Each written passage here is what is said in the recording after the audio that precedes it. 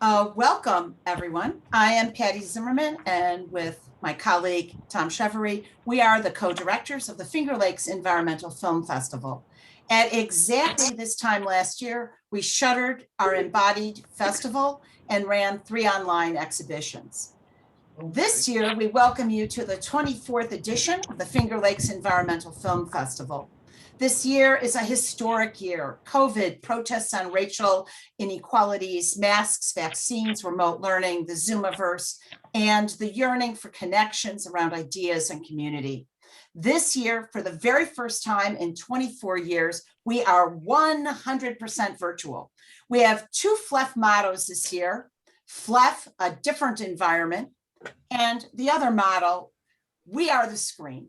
Both were created and developed by our wonderful festival producers, Ann Michelle and Phil Wild from Insights International. We are delighted and honored that all of you from everywhere can join us today across borders for this book launch of a very timely and important and urgent book, The Roots of Fake News, Objecting to Objective Journalism by Brian Winston and Matthew Winston, joining us from the United Kingdom today. We will be doing short introductions to save time for dialogue. During this event, please look at the chat for the extended bios, more links, and references. Participants should use the chat for questions as they think of them. Our producer, Phil Wild, may end up reading some of them out loud during the Q&A if we get a stockpile of questions.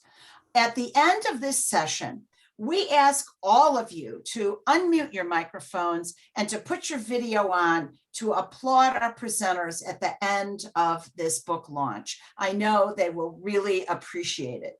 And now I'd like to introduce my wonderful colleague, Raza Rumi, who is director of the Park Center for Independent Media at Ithaca College. The Park Center is a co-sponsor of this launch. Professor Rumi's books include Delhi by Heart, Impressions of a Pakistani Traveler, The Fractious Path, Pakistan's Democratic Transition, Identity, Faith and Conflict, and Being Pakistani, Society, Culture, and the Arts. Raza? Thank you so much, Dr. Zimmerman. Indeed, a pleasure, as always, to collaborate with you and FLEFF in particular. The Park Center for Independent Media at Ithaca College strives to build collaborations across the campus and the community to bring forward independent media studies, as well as highlight the practitioners who are in this particular domain.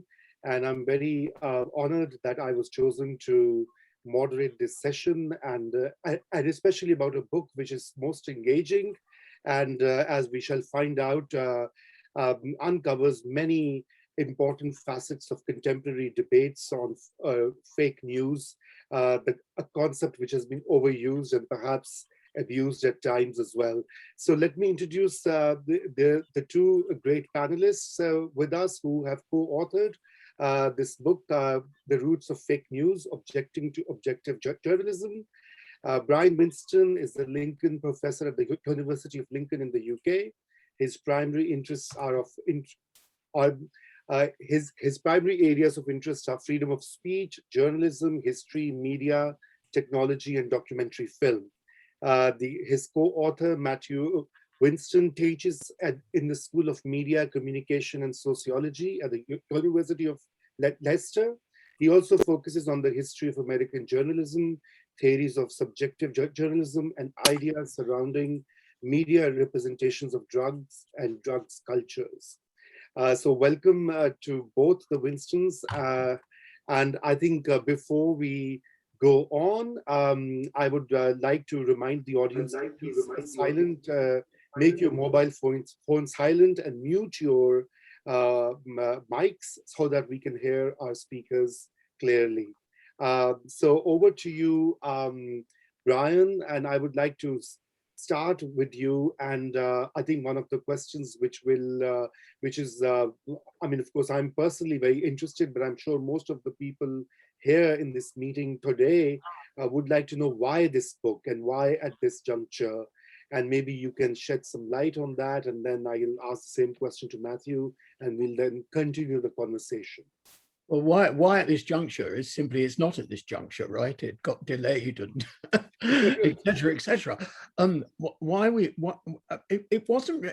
I felt really we were perhaps a bit behind the eight ball. I didn't expect that the thing would continue to be so vibrant into this present moment. But the bottom line about it is that I was actually exploring with Matthew what he was interested in a paternal sort of way. You haven't mentioned our relationship, so here's my time. And I was thinking, well, maybe I should encourage him to do something, right? Essentially. And I thought I'd encourage him and then I'd walk away and let him get on with it. And I said to him, what I remember in Leicester, we were having an Indian, actually, Raza, obviously subcontinental meal, as you know, in his city where he lives in England, has a very large population. And it has the best food in England in consequence. And we were having lunch and I said, what would you like to do? And he said, well, I'm interested in Hunter Thompson, right, which was his dissertation subject and so on. And I really object to objective journalism as a concept. And I thought to myself, oh, this is a really interesting idea. So what became a sort of thought, a parental thought that I should encourage him, became actually an opportunity to lay out a whole bunch of stuff that I've been worrying about forever. And that's my explanation. I've never really worked out why he bothered with me, actually. Okay, so wonderful. Thank you, Brian. Matthew, maybe the same question for you. I mean, your co-author and your father, and yes, I should have introduced that right at the very start. But anyway, better late than never. So maybe you can also elaborate a little more on the concept and the thinking that went into the writing of this book. Absolutely.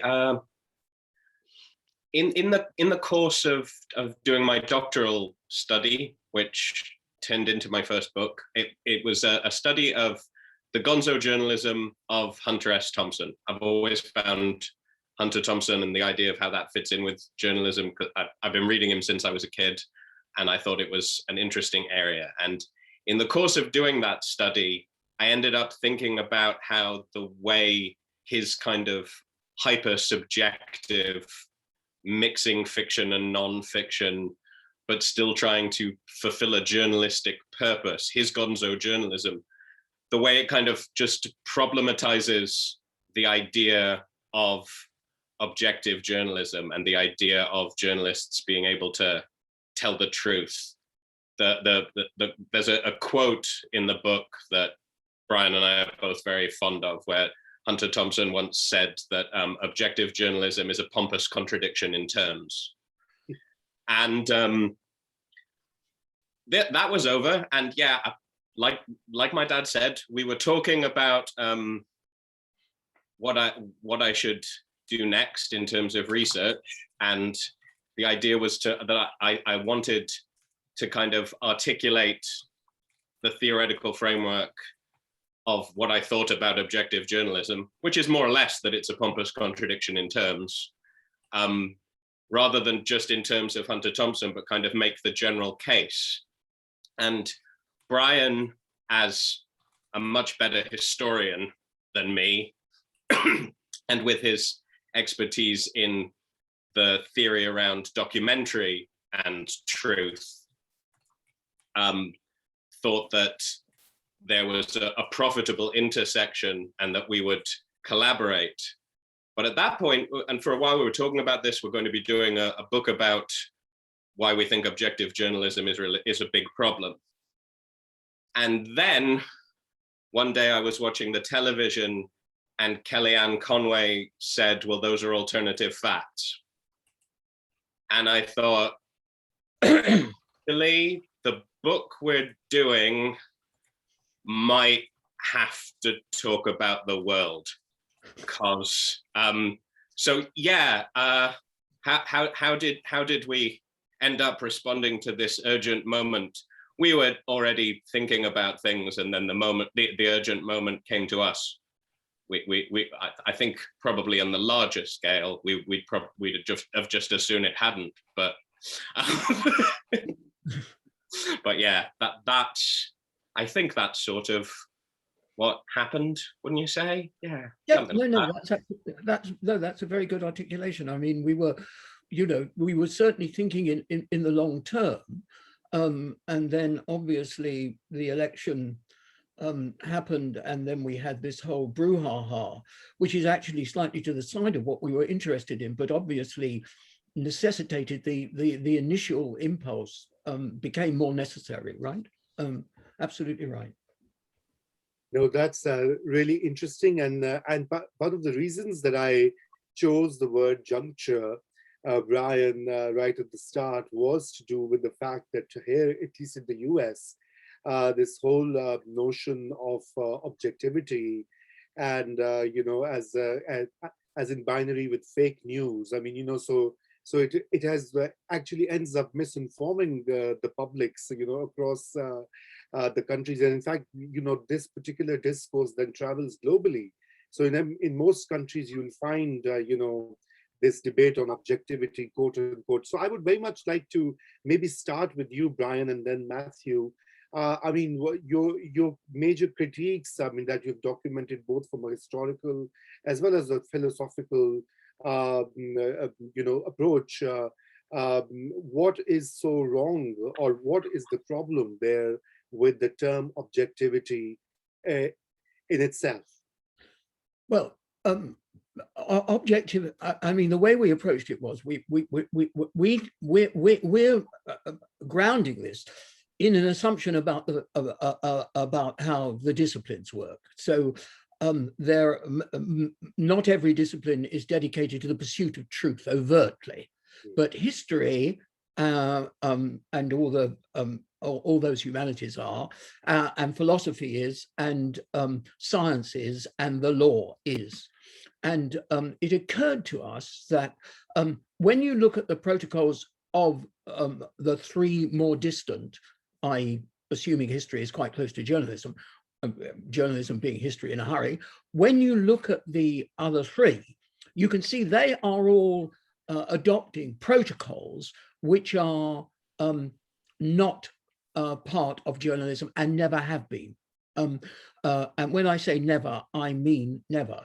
That is to say, not ancient stuff on the walls of Rome, but certainly everything after the diffusion of printing from movable type in the West. And that has always involved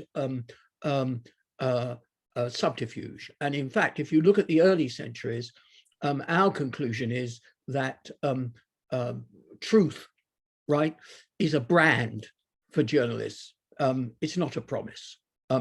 It's just something you put on everything. Dragons seen in skies over Paris, 1694, véritable, right? That's how you sell the stuff. And it's only far more recently, i.e. within almost living memory, i.e. a century at the most, and in America initially, that the whole idea of truthfulness becoming glossed, as it were, as objectivity comes into play. But it comes into play without adopting the protocols. You do not say, reporting a car crash, could you do it again, for instance? I mean, scientists live by that, fiat experimentum, make a careful, diligenta, make a careful experiment, right? Do it again and do it again and do it again. And slowly you realize that it's not quite working, and oh dear, the earth isn't the center of the universe. Maybe I don't believe this because you'll burn me if I say this, but Mr. Copernicus says, let's imagine the sun is in. Let's just imagine that the sun is in. That's how science works, right? Not all sciences, because a bunch of humanistic sciences have decided to call themselves sciences when, as far as Thomas Kuhn's concerned, they're pre-paradigmatic, they're not really sciences. So we're talking about real sciences. Law, you say X and Kellyanne says alternate facts, right? One side says one thing, one side says another, and you come to some sort of judgment. And philosophy, of course, worries endlessly about this, very carefully. But for journalists, one of our other favorite quotations is from Gordon Bennett, not the father who was one of the fathers of American popular press, but his son, who was notorious, of course, James Gordon Bennett Jr., who actually said, many a good story has been ruined by over-verification, right? So we felt that we were in a position historically to call into question the idea of, to historicize the idea of objectivity, because it seemed to us that people assumed that objectivity and truthfulness and everything were essential to quote unquote good journalism, when in fact they're tangential to it, they're not essential to it, and in fact could obscure. Right. That's right, isn't it, Matthew? Approximately. Yeah. Matthew, maybe you can add more to it. Well, like I think we say in the introduction, I think the biggest problem with objective journalism from an ideological perspective is that people think it's possible. And you get into all sorts of trouble from people thinking that it's possible. Because I mean, just on a very basic thing, one thing, the two things I always like to say when I'm explaining this to undergrads are, one, that just the thought experiment of a reporter doing a report about a land development. Some wetlands are going to be turned into a golf course and maybe a hotel. And as a journalist, you can talk about the business side of things, jobs, investment in the area, and people will say you're biased in favor of business and against the environment. You could talk about the environmental impact, and people will say you're biased in favor of the environment or against business. There's no way of giving every conceivable context, and therefore it's just a bizarre concept to apply to the situation, as though there's some objectively correct way of reporting it. There's a reason they're called stories, and stories, you have to limit the frame, you have to go from, there's nothing from before the beginning and nothing after the end, and your viewpoint has its limitations. It's not just that objectivity is, it's not the idea that objectivity is bad. The problem is the notion that objectivity is remotely applicable. And one thing that's interesting, when people talk about objectivity, they always talk at this level of the story. But one thing that's very important for people to think about when you're trying to think about objective journalism is that that isn't the unit. The unit is the broadcast or the page or the whole paper. And again, the thought experiment, obviously, once you start thinking about story selection, the idea of objectivity again becomes ridiculous. I can't remember which two we picked as an example, but the notion that, if you only have room for one of them in your American national newspaper, and it's that there's been a landslide in Bolivia, 200 dead, versus China completes oil pipeline into wherever. Again, it's not so that the notion that objectivity can be applied to this the way it can to the boiling point of water, or trying to establish the truth of a legal matter, or, as my father was saying, it would obviously be possible to make a completely biased newspaper without having any biased stories in it, just by what you choose to report and not to report. And news selection can't be anything other than subjective. So just sort of at every level. And as we also say in the book, even if you do produce objective journalism, even if that were possible, and it isn't, thinking about it in those terms forgets that communication has to be a circuit. And even if you, and endless research shows that even if you were able to write the news objectively, it doesn't get interpreted objectively by its audiences, meaning that it's not an objective communication anyway. Whatever that would be, I have no idea. But it's just,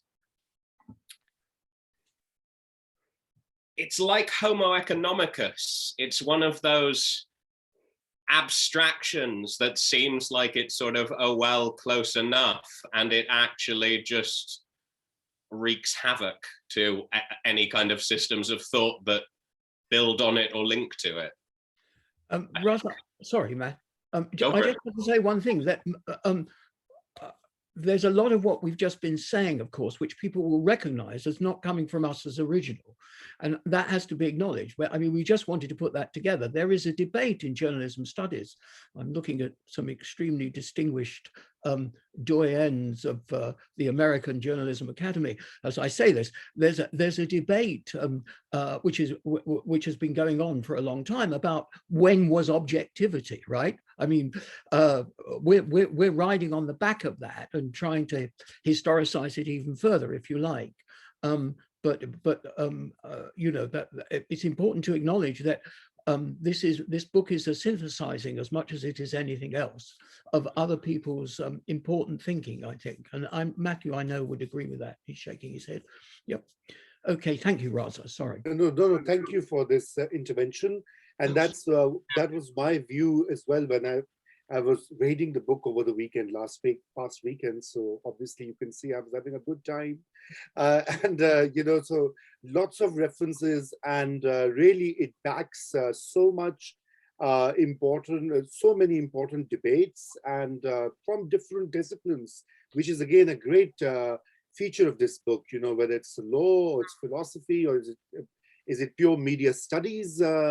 And so anyway, going back to what Matthew was saying earlier, and the book also posits that, you know, the crisis is of fake news, quote unquote, as is put out in the popular domain, is not so much a crisis of journalism per se, but it's a crisis of perhaps how we tend to believe in certain news, and this whole debate on objectivity versus subjectivity is therefore a problematic debate to begin with. So I do want to, because I mean, you know, our audience is so diverse, I would like to raise this question to both you and Brian, Matt, is that how in the current sort of, you know, moment of 2021, post-truth, alt facts, alt reality, and all the buzzwords that are you know, found in headlines and op-eds and newspaper you know, features, how would you place this particular debate on objectivity in this current climate? Because I mean, what is happening perhaps in the US is not all too dissimilar from what is happening in the UK, or for that matter, Brazil, or I mean, the same kinds of debates on both the ends. And I would like you to contextualize your research into this very moment, because that is something I know that the audience would be interested in. I'm sure they have questions as well around that.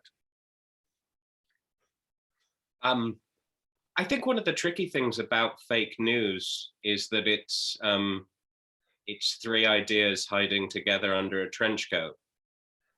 Because when we talk about fake news, we're talking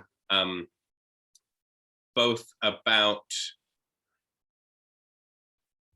hoax news, incorrect, deliberately lying news being promulgated, often on politically partisan lines, and supposedly having a lot to do with the affordances of Web 2.0.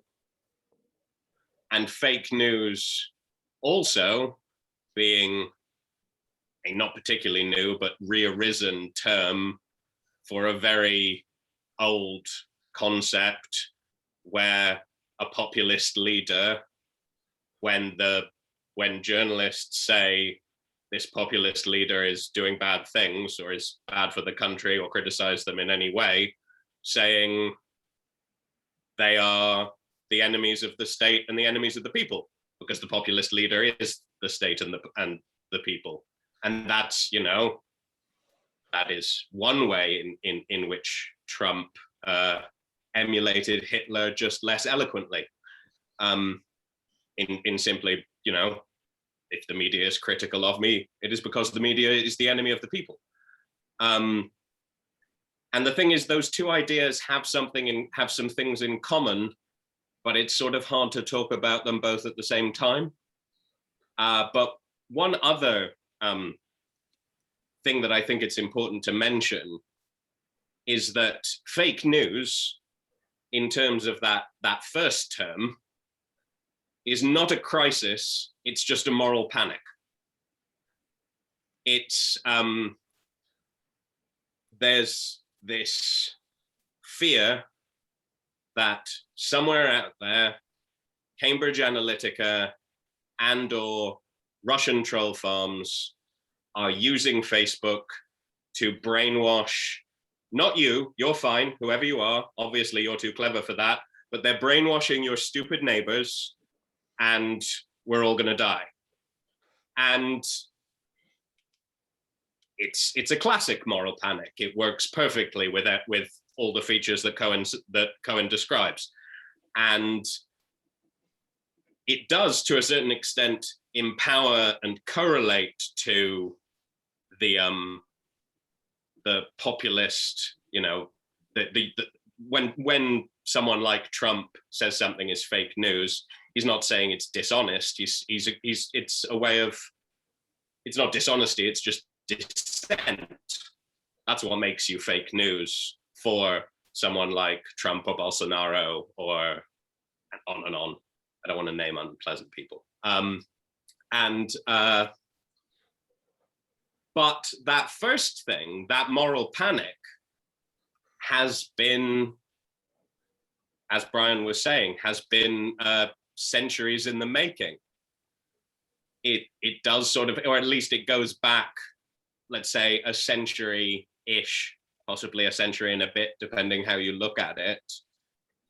Roughly speaking, not to sound too militant leftist, it does sort of come about simply as a response to organized labor and the working classes' dissatisfaction with the fact that the news media speak only for the class of people who own the news media. Brian, who was it who said freedom of the press applies only to those who own one? Liebling. Thank you. Anyone in America is free to buy a newspaper, you know.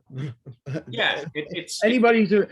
Sorry, let me get the quote right. It's a disservice to one of my heroes, right? Anybody in America is free to start a newspaper. All you need, he wrote this half a century ago, all you need is $1 million and a lot. All you need in a mid-sized city like Worcester, Massachusetts, is $1 million and a lot of sporting blood. And we're free to buy the newspaper or not. So the freedom of the press is indeed, by that token, illusory. Yeah, and they start to get into trouble about this, the people who own the newspapers and indeed the rest of everything. And it's an oversimplification, but to a certain extent, professional objective journalism gets thought up as a swindle, as a way of obscuring that, saying it doesn't matter that I own this newspaper, my reporters will be professional and objective. And, you know, a few decades later, it's Rupert Murdoch promising that he won't interfere with the editor of the Times, and possibly, not even sure he made it to the end of the day, probably, but it's about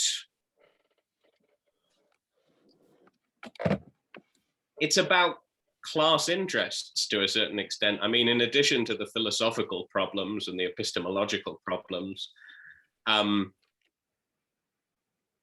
objectivity has always been a nightmare politically. I mean, that's been endlessly studied the way in which, by definition, the nature of how you use sources and how beats are organized has always tended to advantage. It gives officials and governmental sources the chance to be the initial framers of the issue. You know, all that stuff. In addition to which, it does open the door to a certain extent, eventually, for, in a sort of postmodernist nightmare made flesh, the rise of a news network, I don't need to say it, you all know the one I mean, that broadcasts simply from an alternate world. I think, can I historicize this a little further? Because I think that the bottom line is that Matthew came up with this wonderful, in the course of writing it, one of the things that really struck me was, in the course of a conversation, he suddenly said, you know, so what was wrong with the 18th century American partisan press? They didn't do badly, did they? Right? I mean, Thomas Paine, right? You know, and we quote in the book, Matthew came up with this line, I'm stealing it from him, you know, Thomas Paine never asked George III for his view. Right? You know, there's a sense in which all of this is extremely time honored, and the analysis that Matthew gave you of the different sorts of fakery lead us to actually propose a sort of continuum. And what the conclusion that we've reached is that Trump and the rhetoric around that has no place on that continuum. You know, there's no point in journalism discussing with any seriousness, you know, not running news that people don't like, right? Whether they're the president or anybody else. You know, there has to be a right to offend if there's a right to free expression.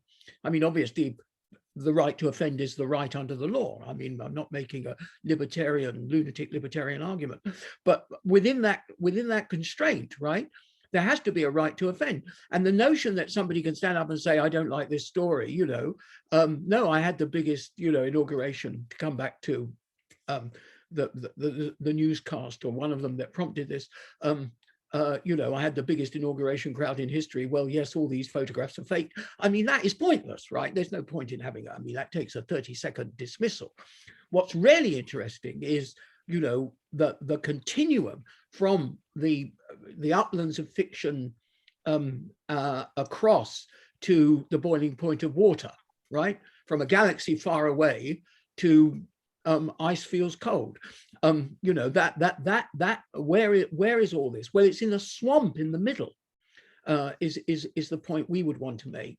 That at the end of the day, you take a whole bunch of objective, you know, boiling point water stories, and where you situate them on the page will not help them be the final word, because they can't be. And that really is the critical point.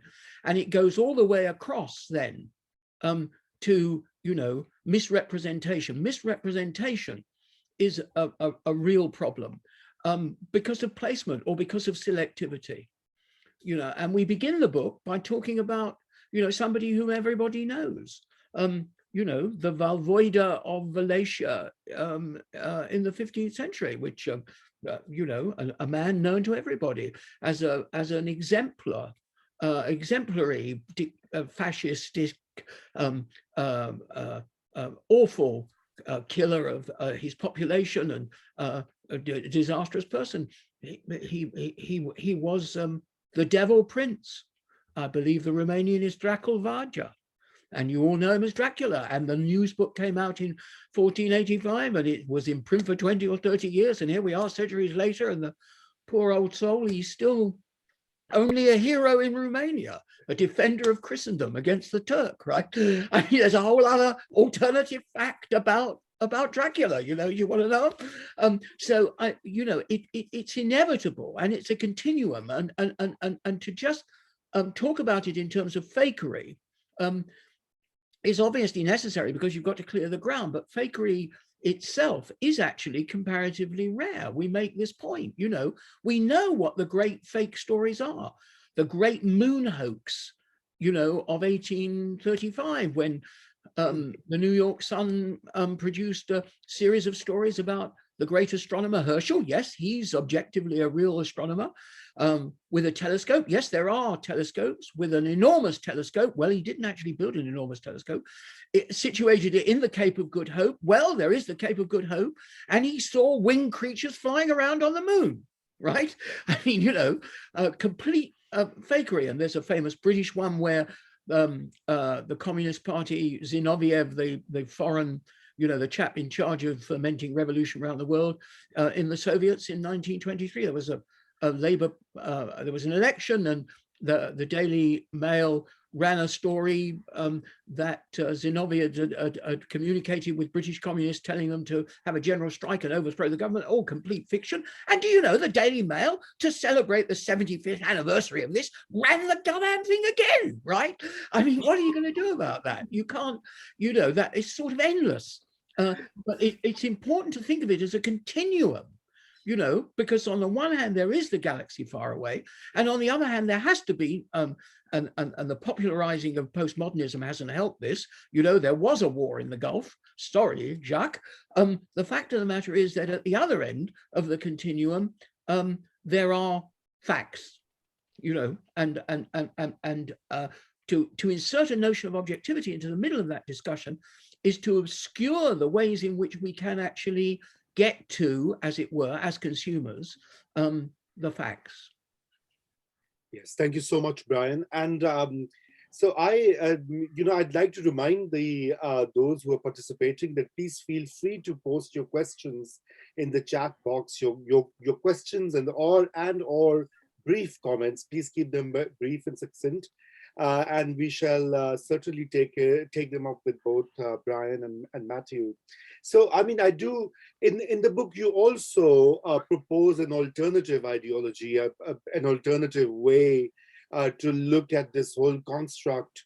And so maybe, Matthew, you can elaborate that a little bit for those who would hopefully get the book and read it. That would be nice. I think, like possibly most people who've thought about it at all, I sort of thought of professional journalism as being sort of absently, I think it's sort of a hegemonic idea, but professional objective journalism being kind of the start of modern, civilized, good journalism. Before that, it's all free-for-all craziness of various kinds. But reading about the history of American journalism, and particularly about the, it's an article, and I'm going to forget who wrote it. It's in the American Journalism History Reader, but anyway, about the Jacksonian era press. And there was this thing in it, terrible, I'm stealing somebody's idea now, oh well. It's that at the time, newspapers were they were privately patronized, and they were publicly subsidized, and they were openly politically campaigning. They would be tied to parties and factions of parties, and it was considered a part of a newspaperman's job to address the reader as a citizen, as part of a democracy, as someone who, quite apart from anything else, was going to be going to a voting booth at some point. And it said in this article that objectivity wasn't thought of so much as good or bad, but simply, thanks Brian, but simply as inappropriate, as not relevant. And it said that if not giving an opinion would be thought of as having there'd be one of two reasons why a newspaperman would, and it would be a man, would try to, till Nellie Bly, sorry, would try to avoid giving an opinion. And that would be either you don't have an opinion or you're not brave enough to share it. And neither of those was considered okay. And that ties in with, again, something I'd read of Hunter Thompson talking about particularly how free he was reporting about the 1972 US presidential election compared to how shackled and constrained most reporters were. I think at one point he refers to, for an example of his kind of open, subjective, these are my impressions. I think at one point he said that being on the campaign trail with Hubert Humphrey was like being trapped in a rolling boxcar with a 300-pound sewer rat. Something like that. But all these arguments make more sense to me than the idea that I'm going to try to be objective. I'm going to try to avoid, I'm going to keep my opinions out of it. Why not? Context must be opinion, and to a certain extent, opinion should be context. One of the reasons that objective journalism has become so problematic as an ideology is we've seen that balance, just the concept of balance, has been fetishized until it leads into sheer insanity. You know, I have, by definition, if I'm talking about something on the news that is remotely controversial, I must have one person sitting on one side of me who is for it, and one person sitting on the other side of me who is against it, even if it is the boiling point of water, right? At this point, many journalists, more so in some parts of the world than in others, it should be noted, but many journalists, you know, you imagine a presidential debate or a political debate, and that two-party system, Democrats, Republicans. I'll situate this imagined incident in America, and one guy says, one person says, "It's a beautiful day today. The weather is beautiful. The sun is shining. It's a glorious day in America." And the other one says, "I don't know what my opponent is saying. It's raining. It's terrible. The weather is awful. It's freezing out here. There's sleet. It's horrible." And somehow we've reached a point where reporters think that being a good journalist means saying, well, this one said this and that one said that. And they don't look out the window anymore. Yeah, we just say this one was lying. We just had a wonderful example of that, which I think has actually, I would go so far as to say, has actually crossed some lives, which is herd immunity. Yes. Which did, I mean, herd immunity. On the 3rd of March last year, when Johnson for the very first time appeared here, flanked by the two leading scientists of the country. And they didn't say herd immunity, but they were guessing at herd immunity. And then herd immunity entered the discourse of the newspapers. And I'm not talking about the papers, you know, that were taking a view here that the whole thing was overblown and we shouldn't lock down, etc., etc. But even the left, the radical papers, Guardian and so on. And in the summer of last year, you got, well, some people say herd immunity is not possible, and other people say it isn't, because journalists are very good at speaking truth to power. You know, our journalists were terrific. Failings about protective equipment, you know, lack of ventilators, every scandal you want instantly turned over, skewering everybody left and right. But when the journalist has to confront the scientist, speaking truth to science, far more difficult. For one thing, they don't understand probabilistics, so that's a real problem. But for another thing, when they're faced with something like herd immunity, they say, well, these other scientists say herd immunity. They might, the other scientists are flat earthers. On March the 3rd of last year, the only thing you could do to halt the spread of this contagion was lock down, because herd immunity requires A, that you know the infection can be survived and will give immunity, B, you need a therapy, there were none, right? And C, you need 70% of the population to have it. Well, 70% of the population means that what's the death rate of the infectivity? You don't know. And they knew enough probabilistically to know they were talking about 500,000 dead. And they decided, I suspect, although it hasn't come out yet, that they couldn't possibly say anything like that. So we got all this nonsense, which is then duly being reported by the papers slowly over the next several months as an alternative fact, right? When in fact it was, and only now starts to become, a reasonable assumption, right? We're now getting to the point where you can start to think about herd immunity because we have a therapy, right? So that's the sort of thing that we're trying to get at. We're not at all interested in Trump, actually, per se. I mean, that is just uninteresting. But what is interesting is how you cope with this. And we've come up, subsequent to the publication of the book, we've come up with, with a concept of facticity. What we're talking about is facticity. Have you got a fact here? And it's when the facticity becomes in question that you should start to worry about the newspaper, because objectivity is to do with something to do with the mindset of the writers, of the producers of the news. Whereas in fact, the only thing you can rely on is your ability to triangulate what they tell you. And that is to do with facticity, and it's important. And I haven't found the scholar, Matthew. I found it. I found it. Who is it? Sorry, guiltily, that was Gerald Baldesty. Gerald Baldesty, that's right. But I found from the book a couple of things which are pertinent to this part of the discussion, Raza.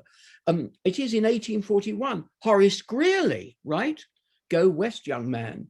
He actually started a newspaper, the New York Tribune, because, and this was his editorial position upon reflection, because my leading idea was the establishment of a journal removed alike from servile partisanship on the one hand, okay, and from gagged neutrality on the other, right?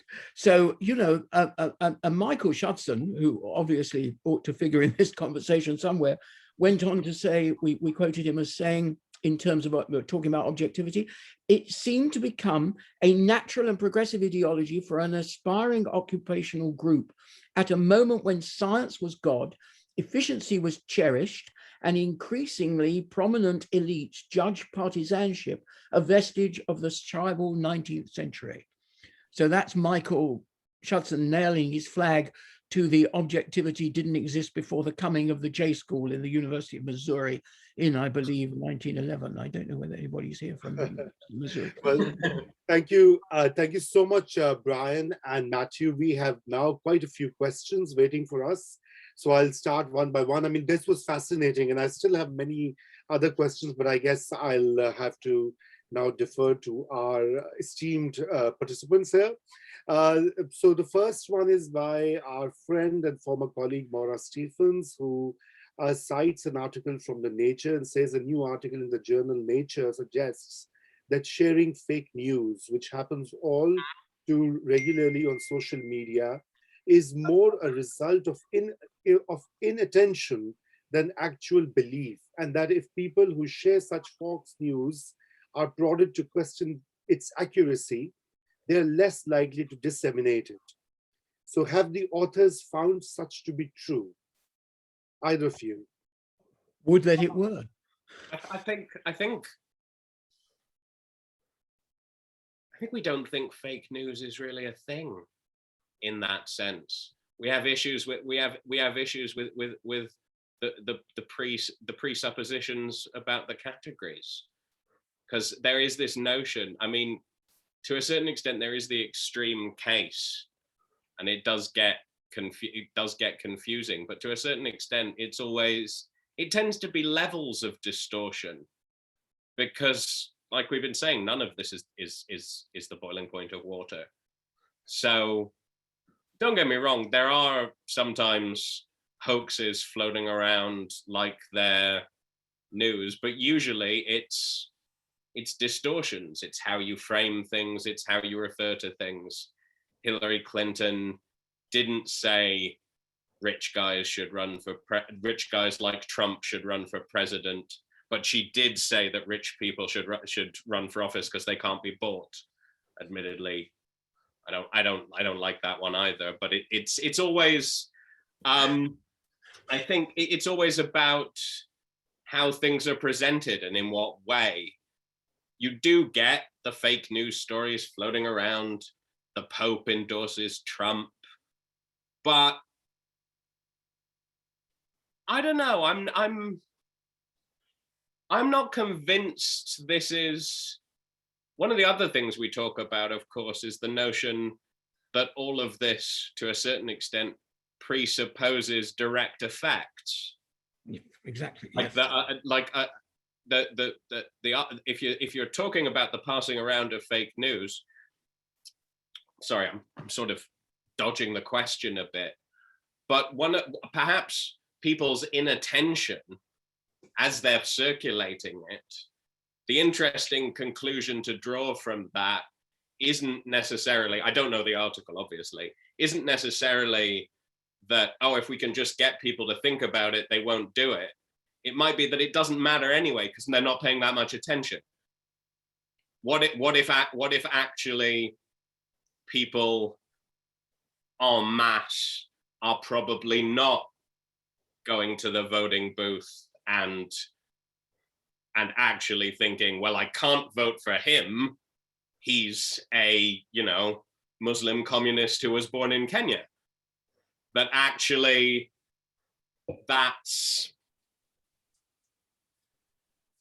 it's fireworks rather than mortars. It's visible and it's spectacular, but it's not actually at the heart of the matter. People like it plays into the thing about moral panics. People like to think that, for example, Cambridge Analytica swung Brexit because they don't want to think that it's actually about long-term trends in the squeezing of the middle class, austerity, post-austerity politics, sublimated rage from 2008. You don't want to look at the fact that actually everybody who voted for Brexit, interestingly, it's everybody who owns their home outright or is renting. It's the people with mortgages who voted against it, and it works perfectly because that's a much less fun thing to think about than the idea that Mark Zuckerberg's magic toy box got hijacked by some slick, evil data hustlers who are reprogramming all our minds. That's a lot more fun than, we've actually got problems because of neoliberalism usually.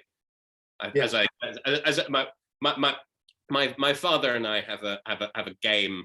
It's the idea that if you look at any serious societal problem, you have to work out in less than 6 steps how the ultimate solution is to crush global capitalism. No, but actually, can I just pick up on this? The point about impact implicit in the question is actually quite interesting because we've had a century pretty much a century of serious sociological, if that's not an oxymoron to a certain extent, serious sociological examination of the impact, and we can't. The noise in the social sphere doesn't mesh with isolating the impact of individual communications. And I further have a feeling, I haven't done the sociology, that if you can demonstrate impact, i.e. billions of pounds worth of advertising, not all useless, then it's because what's being advertised isn't that important. It's one brand of coffee over another. But if you want me to, change my political orientation, which is, yes, influenced by the media, but also by a lot of other things as well, then that becomes more difficult. Unless my own state of mind is such that I'm susceptible to messages. And the clearest demonstration of impact that I know of individual messages is the Werther effect, is the unfortunate, and I believe this is facticity, that if you give detailed accounts of suicides, how to do it, etc., in newspapers or on the media in general, you will get copycat effects. And psychologists call this the Werther effect, after young Werther. I think that, so that there's a question of, the seriousness of the message, what it's devoted to, and also the state of mind of the receiver. None of that applies. If you want to fix the British election or anybody else's election, I think there are very few methods superior to handing out brown envelopes containing, a few quid, really. It's like keeping secrets. You want to keep a secret, type it on an IBM Selectric and put it in a shop safe. I mean, it's easy to overstate the impact of these things. We're not dismissing how important it is to tackle this, but it is very difficult to grasp it in terms of the present framing of the argument. That's what we're saying, I think. Right. Thank you, Brian. And the next question is from Harriet Malinowitz, who says, how might Walter Lippmann, with his ideas of stereotypes and the pictures in our heads, fit into this continuum of fakeness, factuality? Oh, gosh. How will it fit into our mental pictures? I mean, I think this is sort of Cartesian, this is the essential Cartesian quandary, isn't it? I learned only recently, I shared this with Matthew only today, that the argument I'm about to deploy now has a Latin tag, which I never knew. It's the ad judicatum ad lapidum, the argument of the stone. Dr. Johnson is walking along with Boswell and they're talking about Bishop Berkeley, and it's all in your head and you can't be sure about anything. And Dr. Johnson kicks the stone, an argumentum ad lapidum stone. And I think that Lippmann's notion of that is Lippmann is one of the fathers of the assumption that there is an impact. Remember, he's writing at a time when the first emergent theory of media effects is the hypodermic needle, right? If you listen to this, if you listen to me now, you will all go and buy this book, right? I mean, come on, it's not the way it works. It's far more complicated than that. So I think he would certainly be joining in the debate quite furiously, but he wouldn't be necessarily adding very much to it, I'm afraid, I have to say. Although, I'm not against Lippmann. I'm not as much in favor of Lippmann as I am of Liebling, I have to tell you. Okay, thank you. And maybe we can move on to the next question. So Grace Bonner, who's I think a student at Ithaca College, if I'm not mistaken. Grace says, if objective journalism is impossible, what's the best way for the general public to consume their news? Do you want to do that, Matthew? Yes. Objective journalism being impossible doesn't mean that good journalism is impossible. I mean, we're all familiar with what good subjective journalism is. We sometimes call it creative nonfiction. We sometimes call it long form journalism. We sometimes call it literary journalism. But it's the likes of Hunter S. Thompson might be a bit spicy for you, but it is the likes of. It's hard for me not to go to Tom Wolfe and the gang. Or James Cameron, if there are any elderly Brits tuned in. Yeah, Truman Capote. We're all familiar with this concept. I mean, and even in sort of people who are in that other tradition, we've all seen examples of it. People reporting from a famine or a disaster or a war, and an honest human response that is labeled as such. This is not me pretending to be a robot documenting the scene. This is me telling you the story of me as a human being here. And I think basically that's the best way to report anything, particularly because there's no other way. There's only sort of intrinsic dishonesty. As Hunter Thompson said, with the possible exception of baseball scores and the oscillations of the stock market, everything else by definition, and I'm wandering from him now, but everything else by definition is telling a story. And I came here by way of literature. My bachelor's and my master's are English literature. And, you know, one of the things a story has to have is a teller, one way or another, whether they are visible or invisible. Every story is told from a perspective. Every story leaves things out and puts things in. There's no profit in pretending that the storyteller isn't there. So basically what I think is we need everything to become a mixture of literary journalism and the weird, angry, political, fighting of the 1830s. This is a war of opinions. This is a marketplace of ideas. It isn't working to say, I'm not in a war of opinions or a marketplace of ideas. I am here and I have hung out my facts for sale. It causes problems. It isn't true. It doesn't work. I think we need to reform things as it is. Just to give one example, talking about the best ways of consuming the news, I will freely admit my primary source of news, my primary source of trying to understand what's happening, particularly at a national political level in America, is that I watch Stephen Colbert's YouTube channel, and Trevor Noah, and Seth Meyers, and John Oliver. Those guys are how I find out about America, because they aren't just going to tell me they aren't just going to tell me that one candidate said it was sunny and the other candidate said it was raining. They are going to tell me what they saw when they looked out the window, in a way that perhaps for some reason CNN won't.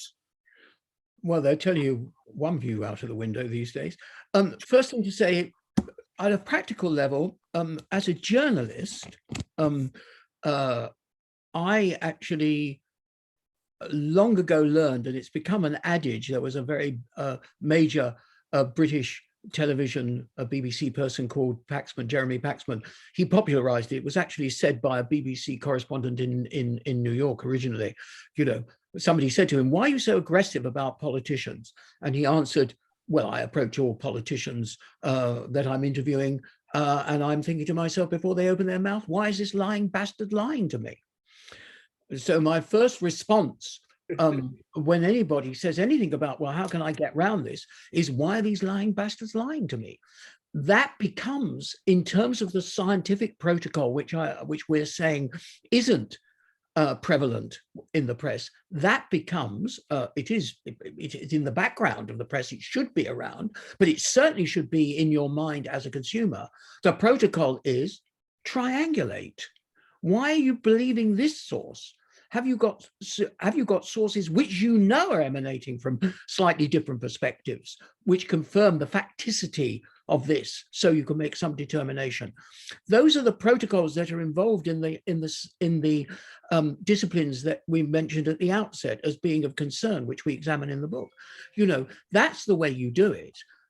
Otherwise, forget it. You know, I remember as a kid journalist in British television in the 60s. You know, I was told a story about the cub reporter sent to cover the train crash. He comes back, or she comes back, I should say, better these days. And she's, you know, her head is in her hands as she faces the screen, the typewriter, because the sights have been so upsetting. And the elderly hack pushes her aside and says, "Okay, what did you see?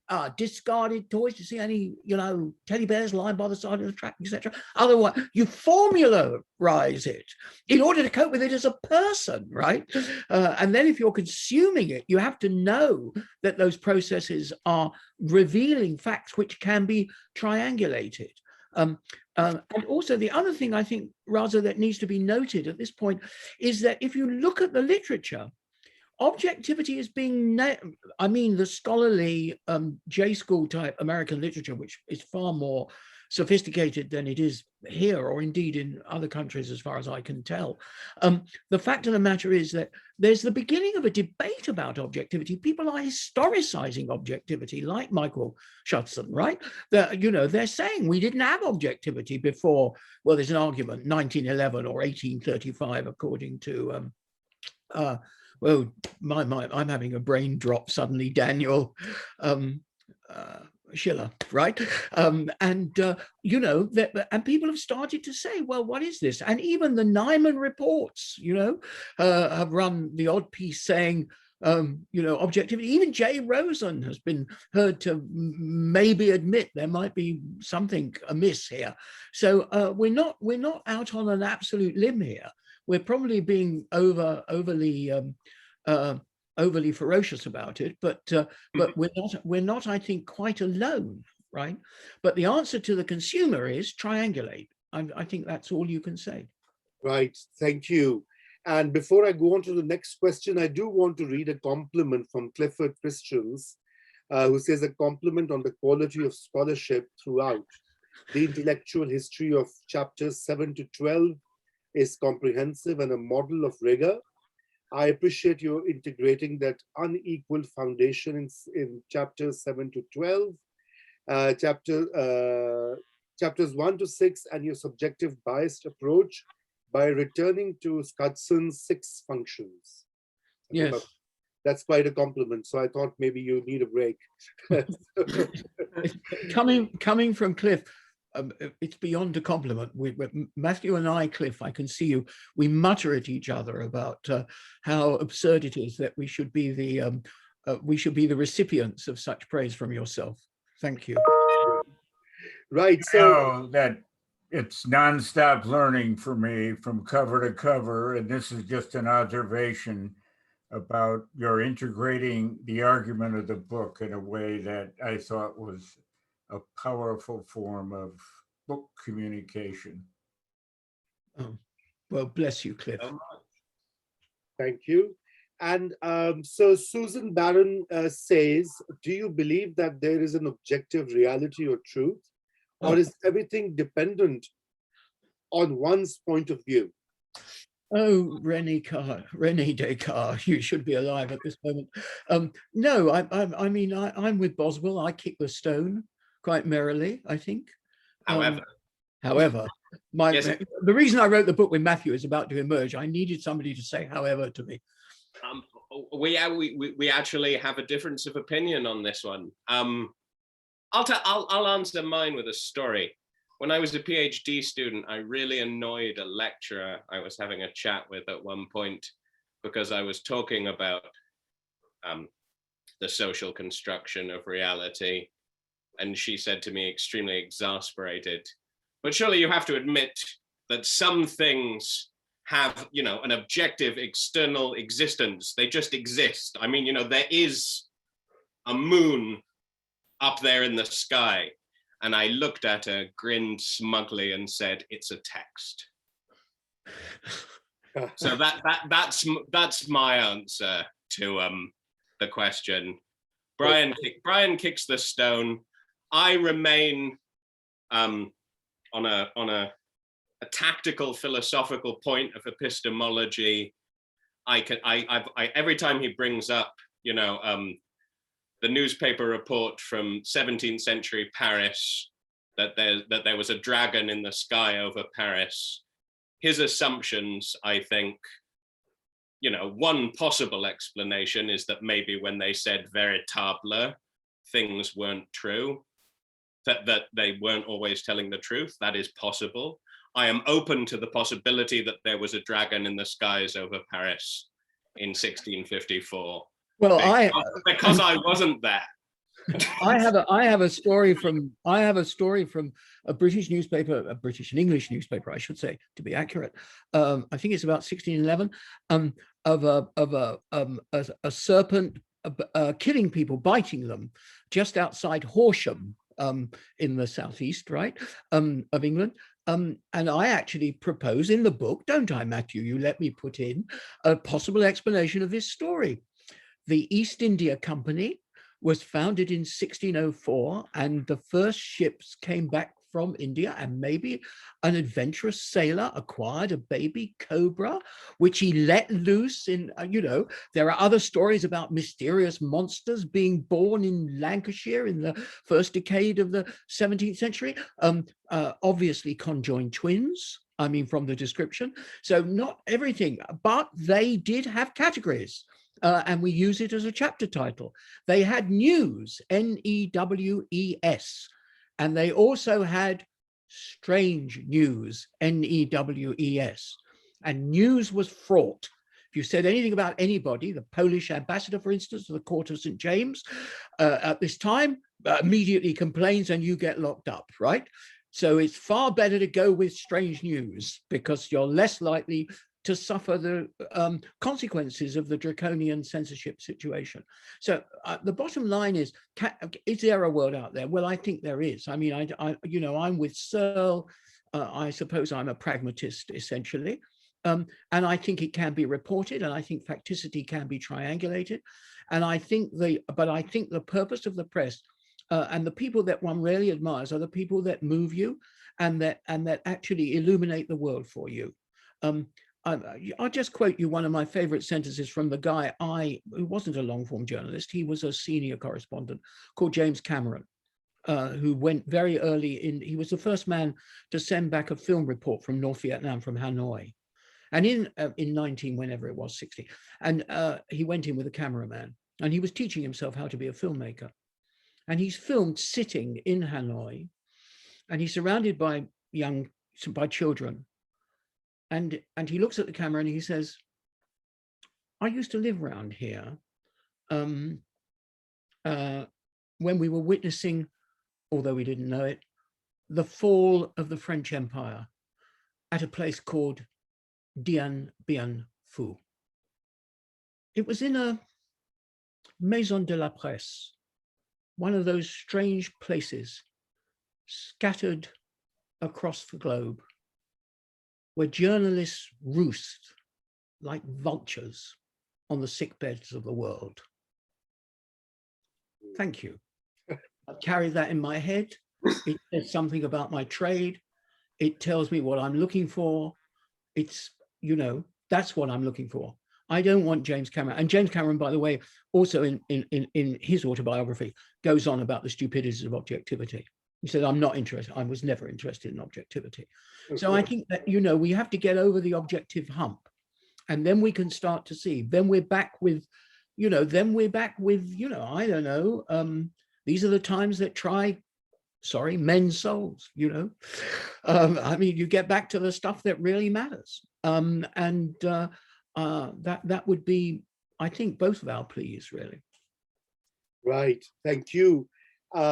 Ian Shackner has a question. How should your work influence the ways in which we teach young people to consume and evaluate the credibility and messages from various news sources? Why is this lying bastard lying to me?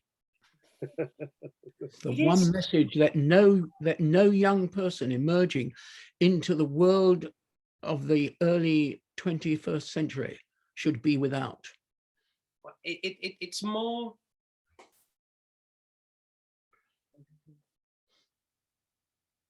I think it matters to it matters that you have to think about newspapers or news sources. Sorry, my mind is always stuck in the print era, but you have to think about news sources more the way you would think about a movie critic. I'm a film geek, rather than the way you the idea that this person tells this person tells only truth and this person tells only lies. That you'll have overlaps of interest, but you'll have difficulty. That everyone, by definition, is that there is a person there. There isn't ever just a report of the truth or just a mirror on the world. There is always a subjectivity or a collection of subjectivities, as well as a production process. And to a certain extent, you know, it does just come back to a kind of a mix of caveat emptor and triangulation. Don't trust anybody, listen to everybody, put things together. Unfortunately, there may have been a time when we simply all conceded that there were agreed sort of facts and their relevance. I don't personally think there was, but if there was, it is gone. And now you unfortunately, you need to do some of the work yourself, and we need to help each other do the work. You know, my news consumption, you have to know what you're looking at. You have to, when I open Google News, as I do every day, I think, I have to know that a headline telling me that, for example, Brexit has been a disaster for the EU. They are desperate to have us back, and France is ready to hand back Normandy. would be quite alarming on the front page of the Times or the Guardian or the Independent, but on the front page of the Express or the Telegraph, it's just another Tuesday. You know, if I'm looking at Al Jazeera, it's one of the best news networks in the world. But if it's telling me about anything that the government of Qatar feels strongly about, it is telling me what the government of Qatar feels about it. The BBC isn't bad, but it tends to be pro government. And if they start talking about the royal family, I have to swap channels before I'll be sick in my mouth. And you know, unfortunately, to a certain extent, this information is more necessary than it used to be. We all join together in mocking Fox and Breitbart and things like the Mail, or I like calling them the Forgers Gazette because of the Zinoviev telegram. Some of us will never stop. You have to know the landscape rather than just your favorite address. Absolutely right. My feeling is, I noticed Jean-Luc was not laughing when you suggested that the French were going to give back Normandy. My feeling about that is, obviously, I absolutely and totally agree with that. I mean, there are a number of quotations which I have now lost the source of. So I always say it's not my thought. But if anybody on this is a rather distinguished assembled company can remember, who was it said? I don't read newspapers. I've read them before. And I must confess that the Guardian arrives every morning at this house, and I don't read. I mean, I skim the coverage of they're still swamping the paper with pandemic coverage, probably inevitably. And it's the same story every day. And it's not, when you get to my age, you reach a point where you have a very strong feeling you've read it before. And if something brand new happens, I forget who said this too, if somebody says somebody's appeared in Galilee, saying they're the Son of God and they've done this, that, and the other, the hack reporter or the hack sub-editor or editor is likely to say, oh, come on, no, I can't be bothered with that. I can't understand it. Anything you can't understand, you don't run with. And then everything you can understand is because you've run with it before. I mean, the only answer is to triangulate. And by the way, to come back, really, we're coming to the end, I know, but to come back right at the beginning, Raza, is why would I have started this ball rolling with my son? It's exactly because he brings the perspective that I don't, as a tired old hack, any longer have. I mean, it takes a great deal for me to go, oh, that's interesting. And I felt it needed some sort of kick. And I knew that Matthew, every time he says anything, always, provokes. So that's why, that's the source of this book, really, in family terms, at least. Right. So there are a few other questions. So and we have a few minutes left. So I'd start with the question. Well, there's another question from an earlier participant of this meeting, Harriet Malinowitz, who says, how do we deal with and teach students to deal with the fakery of venerable institutions such as the New York Times, for example, early age reporting, Judith Miller and the Iraq War, Wilding and the Central Park 5, current coverage of China, etc. So, yes, please. The answer is still the same, right? The fact of the matter is the New York Times has put itself behind the 8 ball. But let me just say about those particular incidents, what's interesting about them, and here's where we are pro-press, totally pro-press, is that the vast majority of the output of the established platforms is not subject to those errors and distortions and direct lies, right? And hasn't been. You can use, as a historian, the record of the newspapers as a source. You know, you have to look out for these exceptions, but they are exceptions. And therefore, the answer to the question is, how do we teach young people, or how do we do it ourselves, is the same. You need to triangulate, you need to have multiple sources. And I suppose behind all of that, you need to have the insatiable desire that I'm sure motivates everybody whose screen I'm looking at the moment, which is that you want to know stuff.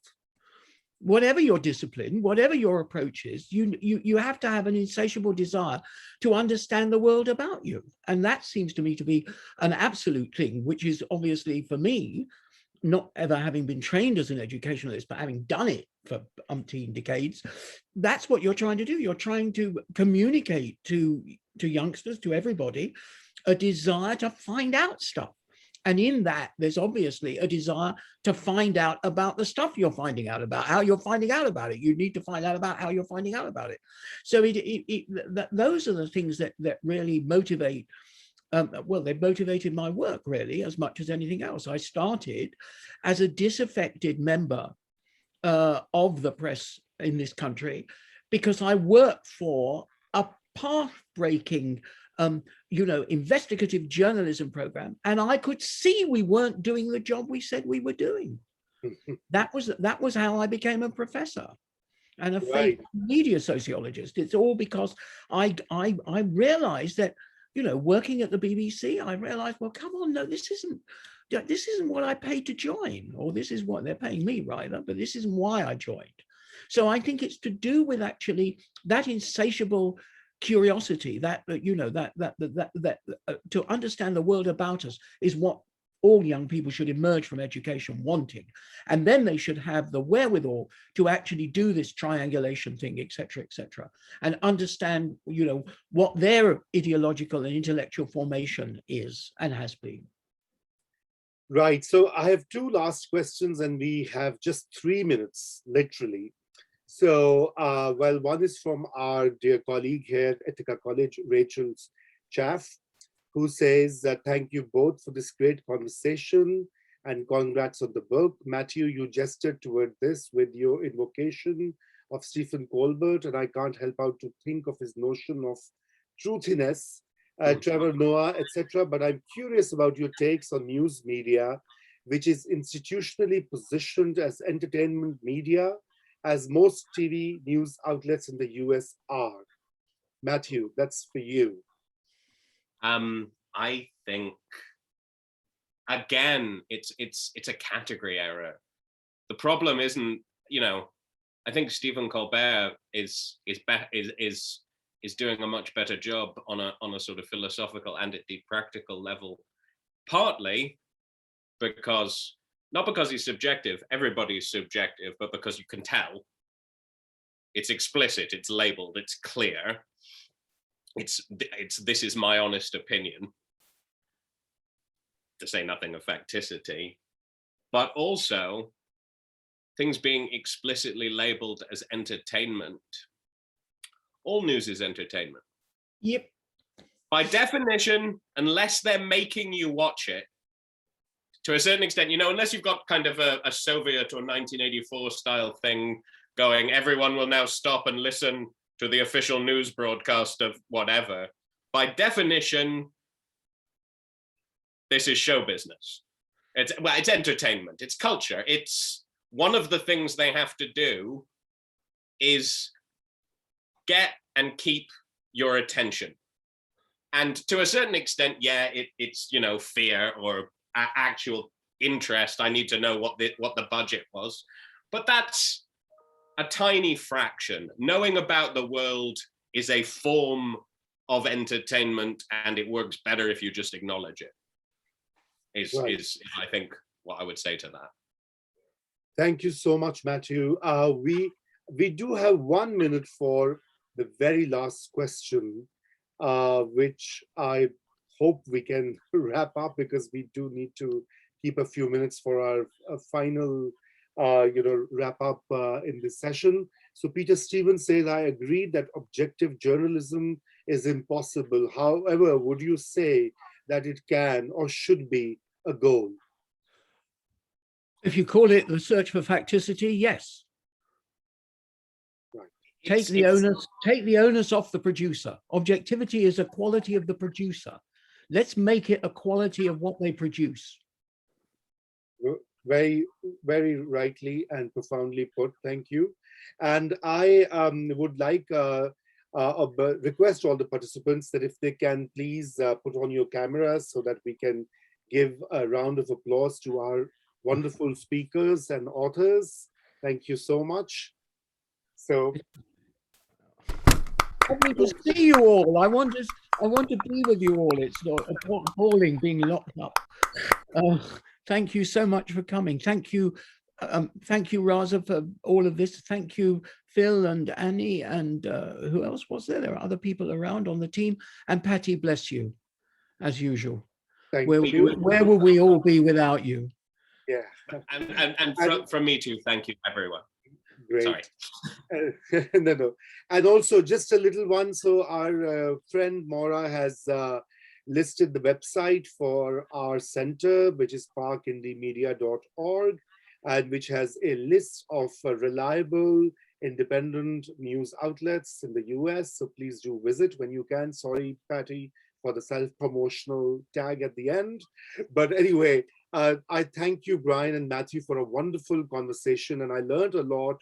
And your book indeed is fascinating, as well as packs so much of intellectual history of things that I engage here in classroom. And I'm sure many students who are in this session would also benefit from reading this book. And may I remind you all to please check out the book on Amazon.com or other outlet of your choice. It is Roots of Fake. Look at the names of our authors and get a copy so that you can pick up on some of the debates and questions that were raised in this session. The Roots of Fake News, may I just remind again. And thank you once again. And hopefully we'll have you back at FLEFF for some other event very soon or in a couple of months, because this is an ongoing conversation here and globally. Thank you. You can get 20% off. You didn't. Thank you very much. Good day. Thank you.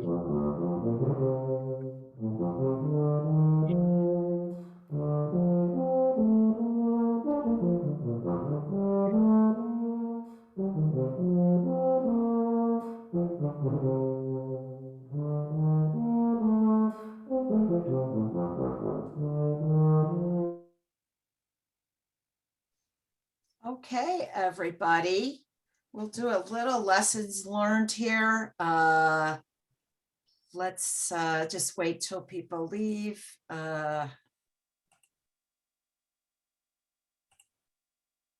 Well, Gail, bye. Yeah. Talk to you in a minute. Gail can stay. Gail can stay. Yeah.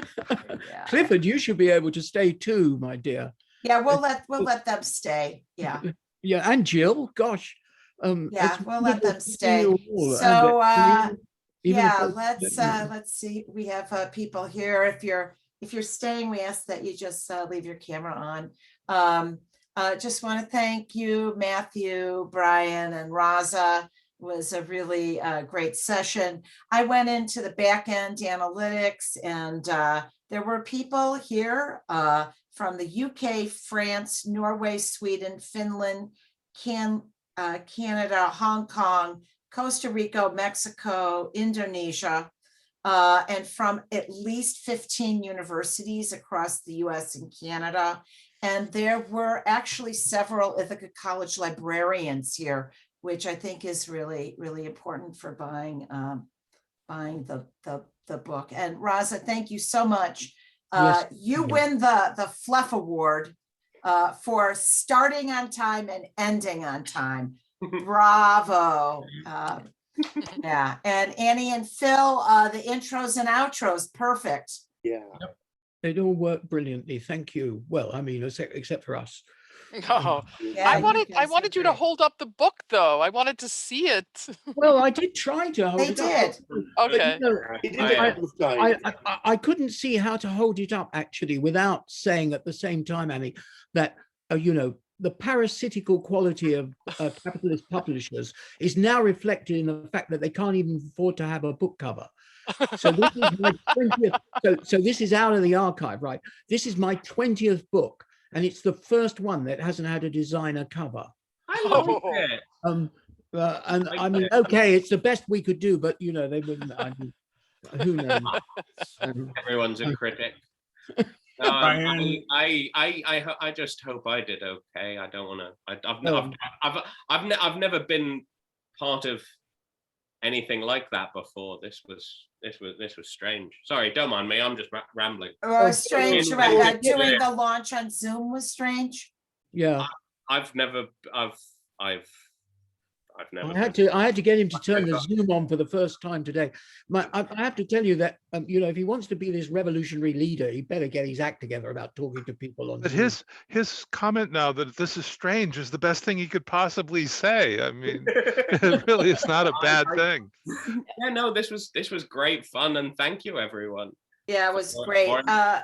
You were great, Matthew, and you both have such the repartee going back and forth where you agree, where you disagree, keeps it really, really quite lively and very exciting. I stopped shouting at him several decades ago.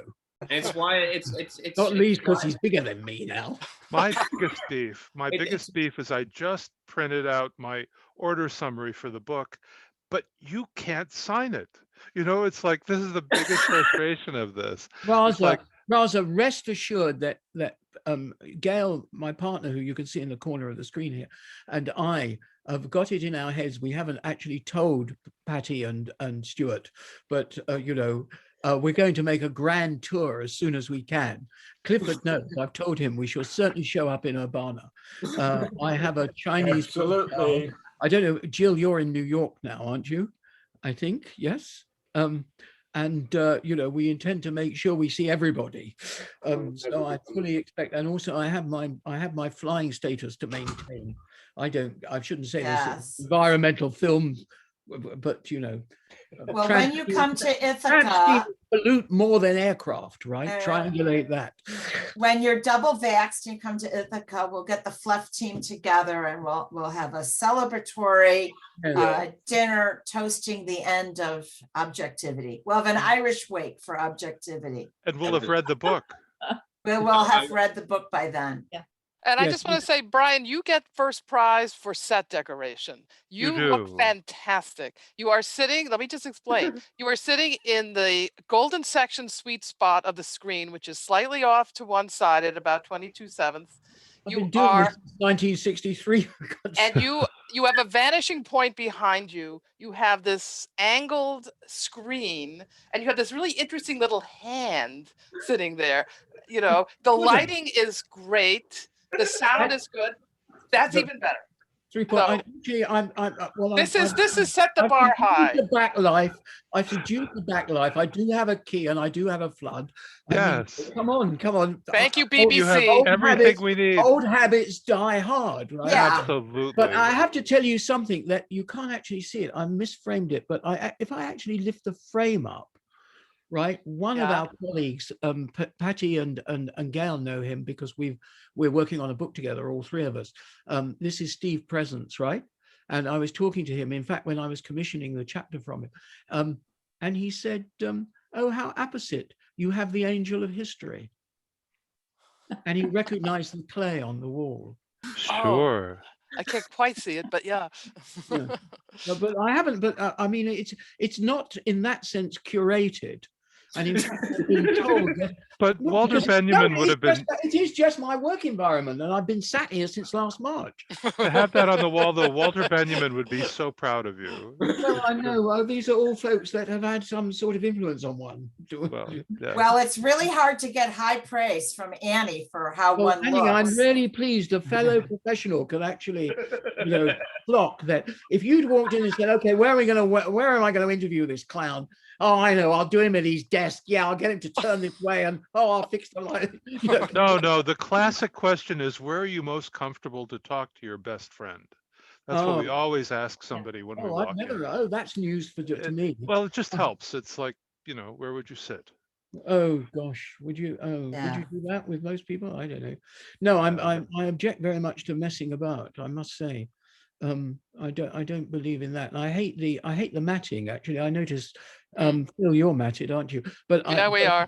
Yeah, but on this big screen, if I'm using the desktop, then obviously you can see the rest of the room, which is my bedroom, and I don't think it's appropriate for an elderly professor to be addressing from their bedroom. So I've actually put myself against the photograph of the shells taken by De Geer in 1839, the source of all nonsense about the objectivity of the photograph, of course. But nobody said to me, "Oh, I see you've got the De Geer 1839 photograph of the shells." We have about 2 minutes, and we will have to wrap it up because we have actually another event coming up that we have to prep for. But Raza, did you have any lessons learned, final comments? No, not really. I think all I have to say is wonderful speakers, and thank you, Patty, Phil, and Annie, and all the FLEFF team. Yes. For Grace. And I'm gonna, Sorry, Grace, big Yeah. shout out to Grace. Sorry, Grace. Yes. You are both gifted educators, Brian, Matthew, and made this 90 minutes supremely worthwhile. Thank you so much, Cliff. Thank you. Thank you, Clifford. Yeah, that 90 minutes flew by. I know we were For debating. sure. You're always in your Zoom universe. It's like you do 45, 60, 75, 90. And, you have to figure out what fits. And I think we all figured you were both talkers. So and then you throw in Raza and his brilliant moderation. I think it was the right length. So Great. Anyway, lovely to see you all. And lovely to see you all. And I'll leave you with one last data analytic. There were 68 people who signed up. And as Raza and Annie and Phil and Tom and I know, usually you get 40 to 50% of who signed up, right, for these kind of Zoom events. And this one had 55 people out of 68. So it's a very, very high number. And literally from all over the world, all over the US, all over Canada. And there was a mix of students. I recognized a couple, Grace, that were my former students and current students, and all the way up through professors, librarians, retired people. So really, really a fantastically heterogeneous audience. Thanks to all of you on the screen for pushing out and getting it. So Brian, Matthew, thank you so much. And I would be remiss without really thanking our producers, Phil Wild and Ann Michelle, who are just keep it all so tight. And thank you, Raza. Thank you, Grace. And everybody needs to, Grace is a student on our team and she got drafted 10 minutes before it started with a job she didn't know she was going to have. Great job, Grace. Terrific on the links. And so thank you everybody for coming, and bravo. And we hope that the book really makes a great impact in the world and in academia.